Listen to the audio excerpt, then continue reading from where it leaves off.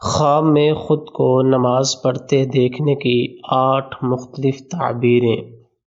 پہلی تعبیر، اگر کوئی انسان اپنے آپ کو خواب میں فرض نماز پڑھتا ہوا دیکھے تو اس سے مراد ہے کہ وہ انسان حج پر جائے گا یا پھر وہ دین کے فرائض میں سے کسی فریضے کو سر انجام دے گا۔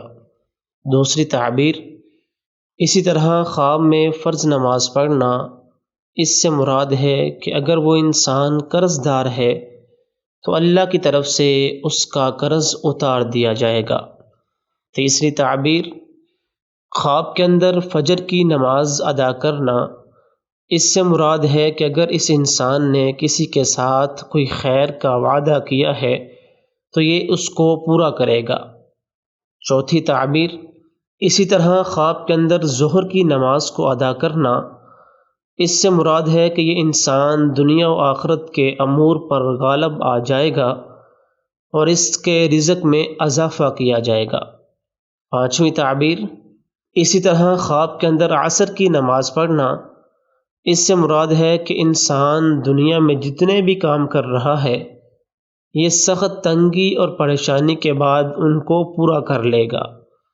چھٹی تعبیر، اسی طرح خواب کے اندر خود کو مغرب کی نماز ادا کرتے ہوئے دیکھنا اور یہ دیکھنا کہ سورج غروب ہو گیا ہے تو اس کی تعبیر یہ بھی عصر کی نماز کی طرح ہی ہے کہ یہ جن کاموں میں لگا ہوا ہے، جن کی کوشش کر رہا ہے، ان کو پورا کر لے گا۔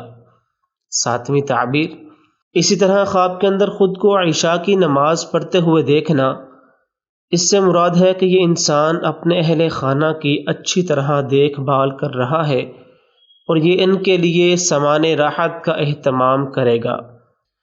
اور اس کی امام صاحب نے ایک تعبیر یہ بھی کی ہے کہ خواب کے اندر عشاء کی نماز پڑھنا یہ انسان کی موت کی طرف بھی اشارہ ہوتا ہے۔